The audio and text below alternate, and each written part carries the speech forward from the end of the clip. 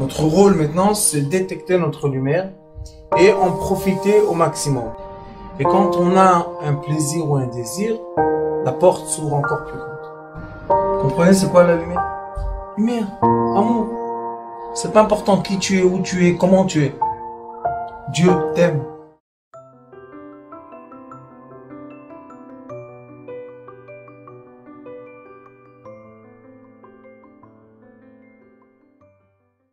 Et là, Dvarim, Asher Diber Moshe, on commence un nouveau livre, le livre de Dvarim. C'est un livre spécial, pourquoi? Ça s'appelle Mishneh Torah. C'est quoi Mishneh Torah? C'est la deuxième Torah. La Torah a été donnée en deux formes. Comme toute chose dans une sphère, nous avons deux polarités à tout. On a le haut, le bas, l'avant, l'arrière, le droit et gauche. Et tout est opposé. Donc même quand on a reçu la sagesse de la Torah, c'est pas possible qu'on ait reçu une chose. On a reçu une partie écrite et la partie orale qui complète la partie écrite. Et en tout, ça nous donne un savoir. Comme quand on est décisionnaire, une personne vient nous poser une question, on doit être capable de comprendre que la question a l'écorce de la question et le noyau de la question. Et si on comprend quelle est l'écorce, quel est le noyau, c'est la seule façon dans laquelle on peut donner une réponse entière. On est d'accord? Si je donne une réponse seulement à l'écorce, le noyau n'est pas heureux. Si je donne seulement au noyau, l'écorce n'est pas heureuse. Et pour qu'un fruit vive, pour qu'on puisse profiter d'un fruit, on est obligé de quoi? De faire les deux. Donc la Torah a été divisée par deux. Dieu te garde. La Torah a été divisée par la Torah écrite. Que la Torah écrite, c'est le noyau, c'est la base, c'est le support sur lequel on peut monter les immeubles. Et après, on a la Torah orale. La Torah orale, ce sont des enseignements qu'on ne peut pas écrire.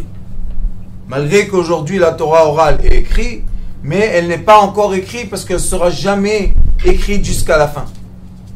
Il y a toujours des explications, il y a toujours des traductions des choses. Donc, le Mishneh Torah, le Sefer Devarim, c'est Dvar Yam. Et Dvar, c'est la parole. Et Yam, c'est 50, c'est la Bina. C'est la mère céleste qui a parlé avec Moshe Rabbeinu pour qu'il parle avec nous.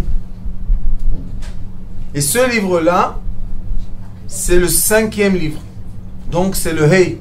5e Hey. Et le 5e, ça veut dire que Moshe Rabbeinu, lui-même, s'est donné de lui-même un savoir pour nous. C'est un livre d'instruction. Vous savez qu'avant, quand il n'y avait pas les bibliothèques tellement riches de livres, vous savez, avant les tzadikim, ils avaient 10 livres. Vous savez, il y a quelques livres de base. Il y a le Chumash, il y a le Shulchan Aruch, il y a la Mishnah, il y a le Talmud, il y a Sefer Yetzirah, Zohar. Il y a des livres de base. Combien c'est les livres de base? Peut-être 20 livres. Alors quand les gens, ils voulaient étudier la morale, se préparer pour Rosh Hashanah, comme nous maintenant on est le Chodesh Av, on est dans les 9 jours du mois, ce sont des jours pas faciles tellement. Alors qu'est-ce qu'ils faisaient? D'où ils étudiaient la morale? De Moshe Rabbeinu. Voilà le livre de morale. C'est un livre de moralité. Si on l'étudie comme il faut, on comprend qu'il nous prépare à Teshuvah. Retourne le Hey au Hey. Le but de tout ce monde, c'est que toutes les étincelles qu'il y a dans la matière se reconnectent à leur lumière céleste. C'est le but de ce monde. C'est pour ça que quand on travaille avec les êtres humains, en thérapie lumière, la vraie guérison d'un être, c'est pas qu'on lui fait pousser un bras, un jambe, un rein, non. c'est que dans l'état dans lequel tu es, que tu sois heureux. Maintenant, comme tu es, avec tes yeux, avec tes cheveux, tout, maintenant je suis heureux? Oui. Tu es pas heureux? Obscurité. C'est quoi l'obscurité? C'est la séparation entre la lumière céleste et la lumière qui est l'étincelle terrestre. Quand elles sont séparées, il y a l'obscurité. Quand elles sont ensemble, il y a la lumière. Regardez, nous, la terre dans laquelle on vit. D'accord? La nuit, la lumière du soleil ne pénètre pas la terre. Quand on est dans le côté de la nuit. Mais qu'est-ce qu'on voit? On voit plein d'étoiles. La lumière des étoiles, elles arrivent sur la terre ou pas? Oui, mais pas assez fort. Parce qu'il y a la séparation de l'atmosphère. Mais quand le temps tourne et le soleil vient, maintenant le soleil c'est une étoile avec beaucoup d'énergie, et elle, qu'est-ce qu'elle fait? Elle touche la matière et elle crée des déclenchements d'électrons, des déclenchements de photosynthèse, des déclenchements, elle sépare, elle vaporise l'eau, elle sépare l'oxygène de l'hydrogène, plein de choses. Qu'est-ce qu'elle fait en effet? Les rayons de soleil réveillent la Terre. C'est comme si que la Terre se réveille, même dans le corps humain. Vitamine D, paf, là, le bonheur, être heureux, qu'est-ce qui se passe?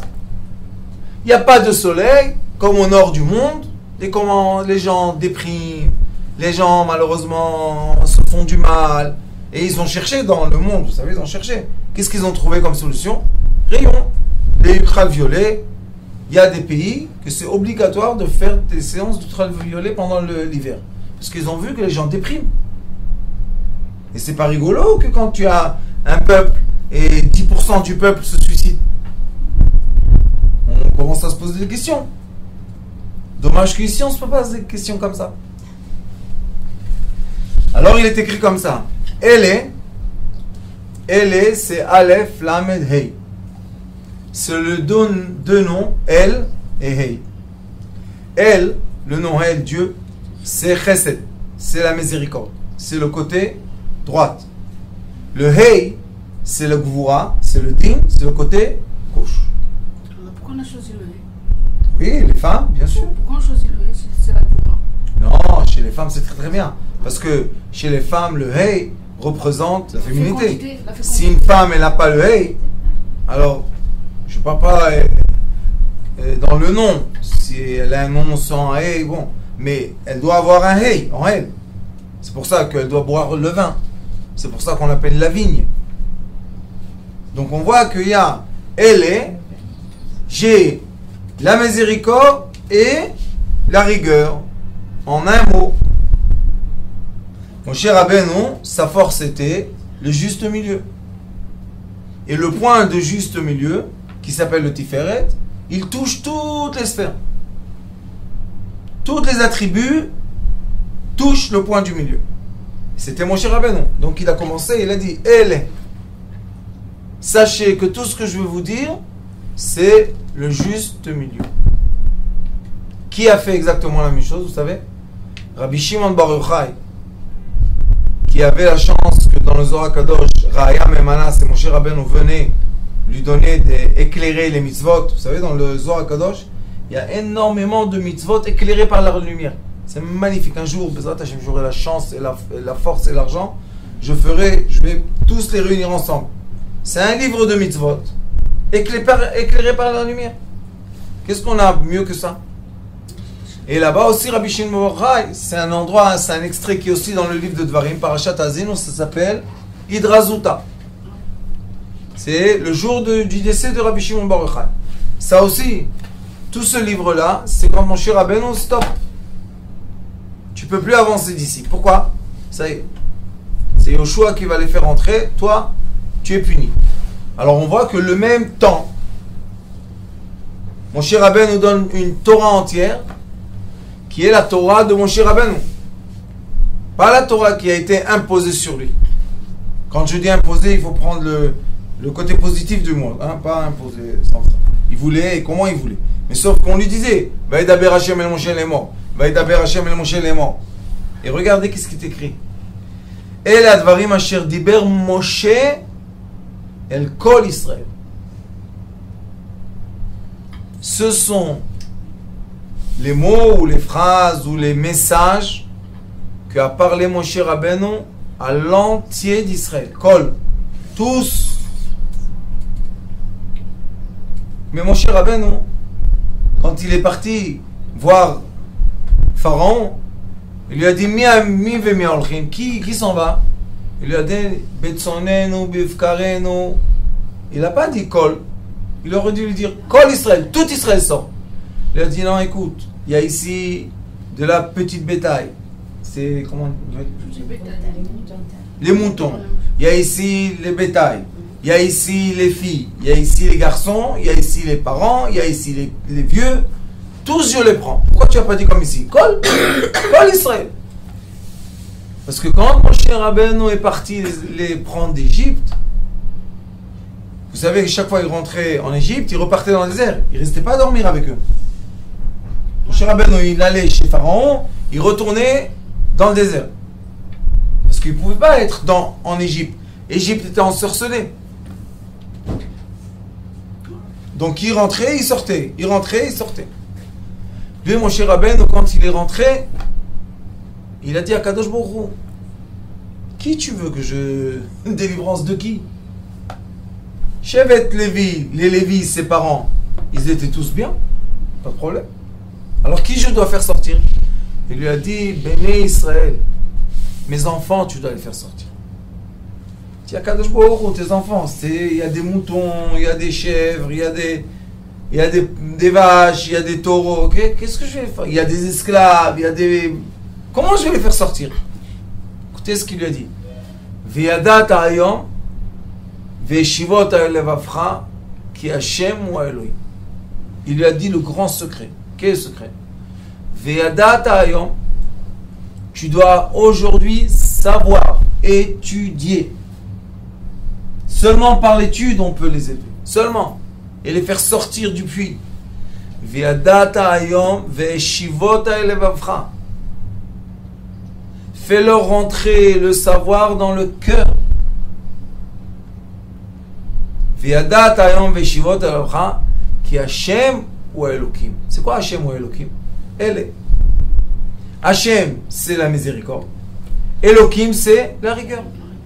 Quand est-ce qu'une personne sort d'un état d'esprit de tristesse, de maladie, de pauvreté, de violence? Comment? Seulement quand cette personne mûrit et comprend que dans toute rigueur, il y a une miséricorde, et dans toute miséricorde, il y a de la rigueur. Le nom céleste, le Yud, le Hei, le Vav, le Hei, explique ça. Le Yud, miséricorde, le Hei, rigueur. Le Vav, miséricorde, le Hei, rigueur. Et quand on accorde, on associe la rigueur et la miséricorde, on a une joie. Une vraie joie.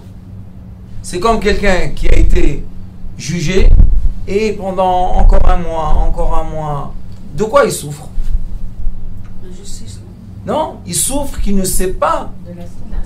Il ne sait pas c'est quoi son sort. D'accord? Donc de quoi il souffre? De la séparation de la rigueur et la miséricorde. Maintenant, qu'est-ce qu'il attend? La rigueur.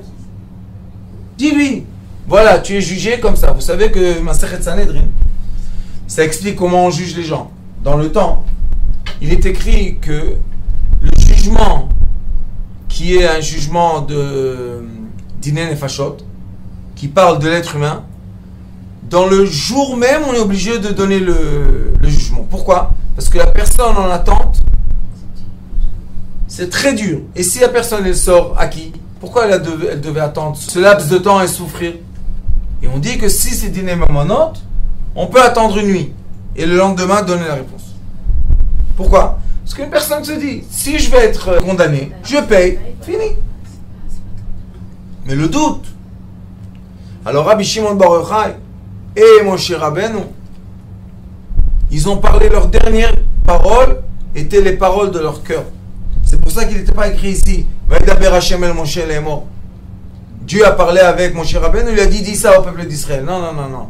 Maintenant, c'est El Advarim Asher Diber Moshe El Kol Israël. Il y a une grande différence entre Béné Israël et Kol Israël. Aïe, aïe, aïe, aïe, aïe, aïe, aïe. Comme Dieu nous aime. Béné Israël, c'est Bet Nun Yud, ça fait 62. Kol, c'est 30. Enlevez 30 de 62, qu'est-ce qui reste? Lève. 32. Lève. Vaïdaber Moshe el Kol Israël. Lève. Le cœur, on parle du cœur. Dvarim hayotzim min halev, nichasim el halev. Quand on parle de son cœur, ça rentre dans le cœur des autres, même si ça doit passer par un écran. On peut faire passer par les écrans les vraies vibrations. Et pas seulement on peut, on est obligé. Pourquoi? Mishepiv velibo shavim. Le seul qui a le droit de parler, c'est qui dit les choses qu'il pense. Et non pas être un acteur. Donner une conférence, croire à zéro de ce que tu dis, mais tu le dis bien, tu es un bon orateur, tu es beau, tu es bien habillé, tu es bien parfumé. Mais les gens, les pauvres, le peuple d'Israël ou le monde entier, qu'est-ce qu'ils attendent? Ils ont soif de lumière. Le monde a soif de lumière. Vraiment, les gens veulent les gouttes de lumière. Et l'enseignement qu'on a besoin de cette génération, pour vraiment faire vivre, comme il a écrit le prophète, Soda Atzamot Ayeveshot. Et quand il a vu les os secs, il a dit, qu'est-ce qui leur manque? L'humidité. Quelle humidité? La lumière. Et c'est pour ça, je vais vous dire une chose très très intéressante. Quand on prend deux forces opposées, comme masculin, féminin, comme la Torah écrite, la Torah orale, comme l'eau, le feu, l'eau et l'air. Vous savez qu'est-ce qui se passe quand ils se rencontrent? Il y a un éclat qui sort. Une étincelle qui sort. Vous savez c'est quoi cette étincelle? C'est la lumière divine qui est encapsulée dans la matière, qui attend le jour qu'elle pourra sortir. C'est vraiment comme libérer des otages. Et qu'est-ce qu'on est venu faire dans ce monde? Libérer les otages. Donc on est obligé, nous, avoir les outils de la libération. Qui sont quoi? D'une main, la Torah orale, d'une autre main, la Torah écrite. Et ceux qui veulent dire que seulement la Torah écrite est valable sans la Torah orale, ils ont raison. Mais jusqu'à une certaine limite, il n'y a pas de problème. Mais quand tu veux dépasser cette limite, tu dois commencer à comprendre la Torah orale. Parce que la Torah orale, c'est elle qui va te faire bouger. C'est elle qui va t'expliquer. C'est elle qui va te donner le comment et le pourquoi. Et si tu fais rentrer dans ça le secret, c'est émerveillé. Et c'est la différence entre faire des actions par bonheur ou faire des actions par obligation. Si une personne a 40 ans, tous les Shabbats c'est des disputes à table et claque les portes et s'énerve, 40 ans de dispute, c'est Shabbat ça? C'est pas Shabbat. Shabbat c'est honnête. Shabbat c'est touche rien, fais rien, tout va bien, va dormir. T'énerve pas, chante. Shabbat. Simple.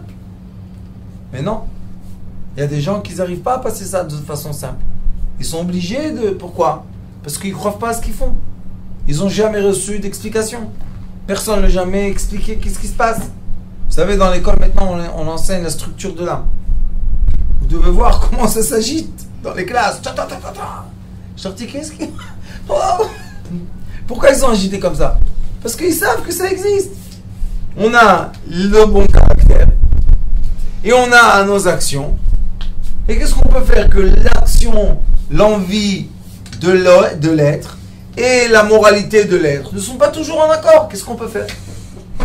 Mon envie, mon instinct veut, je sais pas moi, boire quelque chose qui est interdit. Et ma conscience me dit ne bois pas. Maintenant je me débat. Mais seulement quand je me débat, je fais sortir les étincelles. Après, j'arrive à une certaine maturité que je comprends que je peux faire sortir les lumières sans me débattre.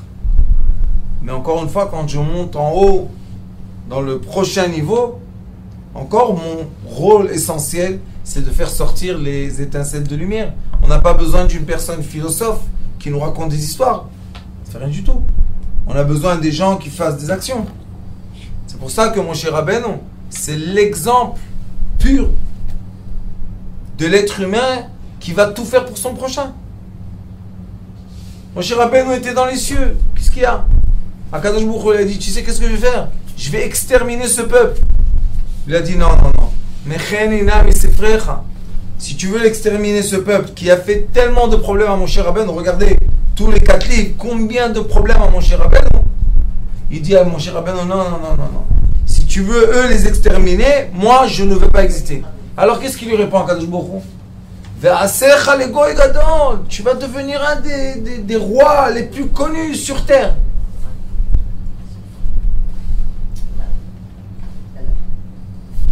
Moi, plus connu sur terre. À quoi ça me sert? Et c'est pour ça que la Torah nous dit, sachez que Moshe Rabbeinu était l'homme le plus humble sur terre. C'est un degré. On aurait pu attendre que la Torah nous écrive. Moshe Rabbeinu est le plus sage. Professeur. Moshe Rabbeinu est le plus fort. Gibor. Moshe Rabbeinu est le plus riche. Achir.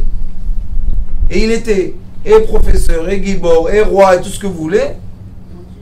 Mais il ne voulait pas de ça. Humble. Aïch Moshe.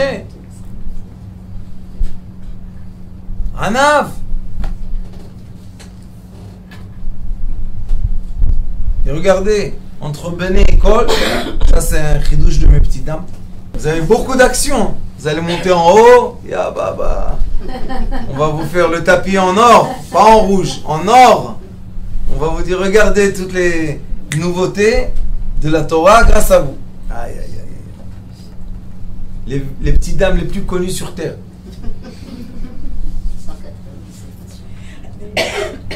Alors il dit, Be'ever Ayarden. Et dans le mot Be'ever Ayarden, 2 mots qui plient en eux des très très grands secrets. Premièrement, Be'ever, il est écrit ici, Ra, Bar, il est écrit Bar, et Ainbet. Quand on dit Ainbet, on dit miséricorde. Quand on dit Ainbet, 72, le nom miséricorde. Et quand on dit Bar, c'est l'enfant. L'enfant, c'est pas 72, c'est 22 lettres. On a le Tikkun Lameakev qui fait l'association entre la mère 42, 62 et 4, c'est 118, c'est le numéro d'atome de Mendeleïev. Ça veut dire qu'on a tout dans ça. Mais ici, il dit Ra. Il y a 2 bêtes et il y a un Ra entre les 2 bêtes. Les 2 bêtes, le premier bête représente la mère céleste, Bereshit. Le deuxième bête représente la femme terrestre, Bereshit aussi. Et au milieu, il y a Ra. Ra, c'est méchant, mais c'est aussi les lettres R, éveillé. Mais quand on dit R, c'est pas je me réveille de mon sommeil. Maintenant, le mot éveillé et le mot méchant sont les mêmes lettres. Ra, R. On met de côté. Après, il est écrit ici comme ça. Ayarden. Yarad. Descendu. Din. La rigueur. D'où ça se découle? De Hey. Maintenant, on a la mère céleste, Le Père Céleste. que qu'est-ce qu'on peut faire, qu'elle doit accoucher l'enfant, il y a beaucoup de rigueur. Et cette rigueur-là crée que l'enfant naît avec un potentiel électrique. Comme la mère, elle a eu mal, elle a eu un débat en elle de est-ce qu'elle doit maudire le bébé à cause des douleurs ou l'aimer comme une mère. C'est un potentiel très dur, c'est deux forces comme ça. Et à la fin, elle le prend dans ses bras, elle pleure, elle est heureuse. Elle choisit si tu es nerveuse ou heureuse. Je suis les deux. Et quand on est les deux, on met le juste milieu. C'est pour ça que aussi dans l'éducation des enfants, on dit la main droite qui les rapproche, la main gauche, fais attention. Il y a des limites à tout. Et si on ne met pas les limites, les enfants, les pauvres, perdent leurs limites. Et quand ils perdent leurs limites, ils perdent les repères de vie. Et maintenant, on se pose la question que tout le monde veut savoir, c'est comment je peux transformer le rat en bien. Tout le monde se dit comment on va faire pour être meilleur. Il y a des gens qui viennent chez moi et me disent ah, je suis comme ça, qu'est-ce que je vais faire?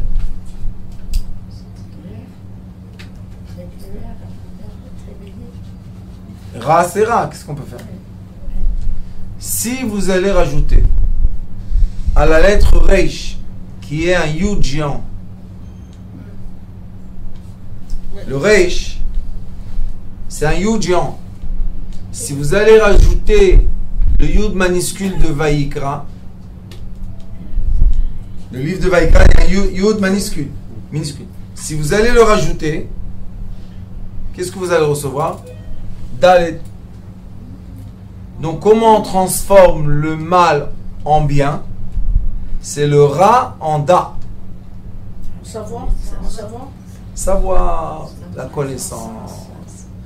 Plus tu permets à la personne d'évoluer dans sa connaissance, et plus cette personne-là est mieux. Les gens, plus ils sont connaissants, plus ils sont reconnaissants. Plus ils sont ignorants, et plus ils souffrent et ils font souffrir les autres. Quand quelqu'un te marche sur les pieds, il te fait mal, il te dit ah pardon, j'ai pas fait exprès. C'est parce qu'il n'a vraiment pas fait exprès. Parce que il n'est pas assez éveillé à quoi? À faire attention aux autres. Mais quand il grandit, il reçoit quoi? Le savoir de faire attention aux autres. Ça s'appelle Da. Donc le R est devenu Da. Et ça, c'est le secret que mon cher Rabben, qu'Akadosh Baruch Hu a dit à mon cher Rabben. Ve'yadata hayom, sache aujourd'hui qu'il y a Shem ou Elohim, que la rigueur est la miséricorde. Et la miséricorde est la rigueur. Quand on arrive à la miséricorde, on commence à s'éloigner de la rigueur, on devient soi-même rigoureux. Quand on est trop dans la rigueur, trop dans le jugement, trop, qu'est-ce qui se passe? On commence à devenir doux, gentil. Vous voyez que tout le temps, il y a des échanges. Et le vrai savoir, le vrai secret, est exactement le point du milieu, qui s'appelle le point zéro. Il n'y a plus ni rigueur, ni miséricorde. Je t'aime, merci, bye bye. On arrête les débats. Mais pour arriver au milieu, je suis obligé de t'emmener à la deuxième extrémité, polarité. Tu vas la toucher, tu vas te centrer. Et quand on se centre, il y a un phénomène très intéressant de la matière même. C'est que quand on se centre, on fait rencontrer les deux forces, l'étincelle qui sort où elle va? Vers le haut. La flamme, le feu va toujours vers le haut. Quand on est dans une grotte, on ne sait pas tellement qu'est-ce qui se passe, on allume le feu et on sait exactement où est le haut pour sortir de la grotte. Oui. C'est très très beau. C'est pour ça que mon cher Rabbeinu, ce qu'il nous a dit dans le Sefer Devarim, il nous a dit, je vais vous enseigner le juste milieu. Et le juste milieu est la morale qu'on peut vivre. Parce qu'il y a de la morale qu'on ne peut pas vivre. Comme je vous ai déjà dit, qu'ils écrivent des livres de tzadikim, et ils nous écrivent seulement des choses. Un être humain, il ne peut pas juste être ça. Et à 5 ans, on veut qu'il soit comme à 70 ans. C'est pas possible. Le Zohar Kadosh dit, non. Va, fais ton trajet, vis, cours, comprends, intelligence, conseil, fais tout. Et à la fin, met, Kilu Batel va avoir Minaolam. C'est quoi le met? Il est arrivé à passer toutes les sphères. 100, c'est 0, 0, 1. La première sphère, il a fini. La deuxième sphère, Nefesh Ruach, il a fini. Et maintenant, il est rentré dans la Neshama. Maintenant, quand quelqu'un est dans la Neshama, il est vers le haut. Il a disparu d'ici. Qu'est-ce que tu veux chez moi?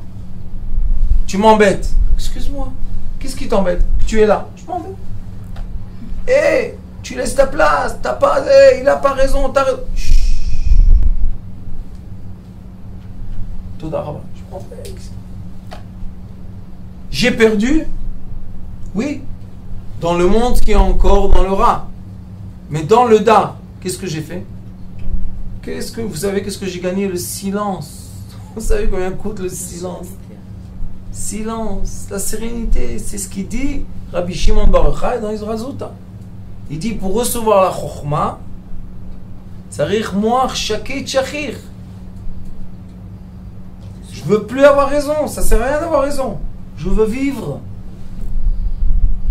Alors l'enseignement qu'on reçoit du livre de Dvarim, c'est la moralité du juste milieu qui va nous emmener, Bezrat Hashem, vers les lumières célestes. Est-ce que le zéro, c'est pas la non-existence? Oui. Mais c'est la matière et l'antimatière. Ça s'appelle en physique quantique the magical particle. C'est la partie magique. Alors, si je suis zéro, comment je peux être?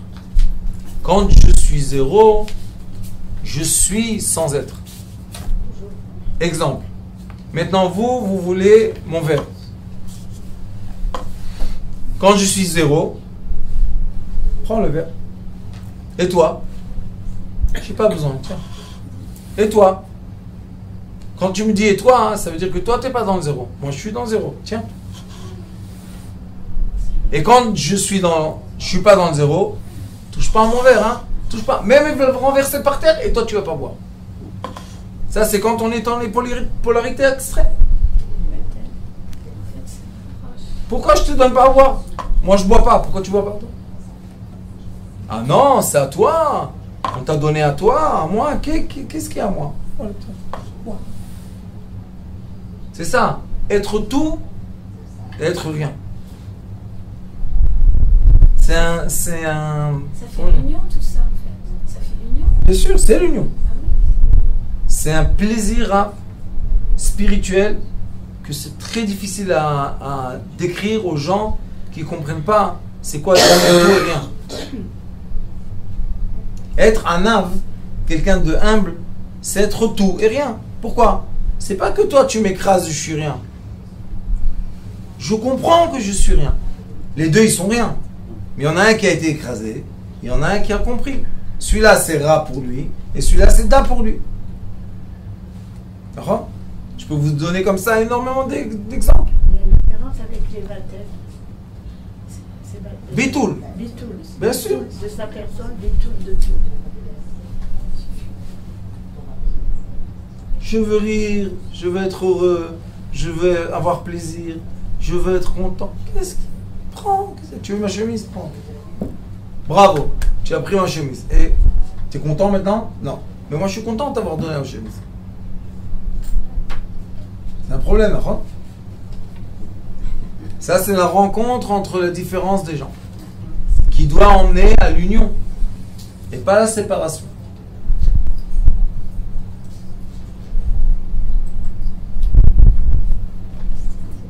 C'est pour ça que Moshe Rabbeinu, chaque fois qu'il y avait des problèmes, il Paul Moshe Alpanav. Qu'est-ce qu'il a fait? Il a pris la grande lumière qui s'appelle Moshe Rabbeinu. Il était 5 mètres de haut. Et il se mettait par terre, tout simplement. Le visage dans la terre, qu'est-ce qu'il y a? Mais le peuple d'Israël a tort. Lui, il a compris, il n'y a pas de tort. Il n'y a pas, ça n'existe plus. Lui, il a tort, lui, il a raison. Union. Baruch Adonai l'olam.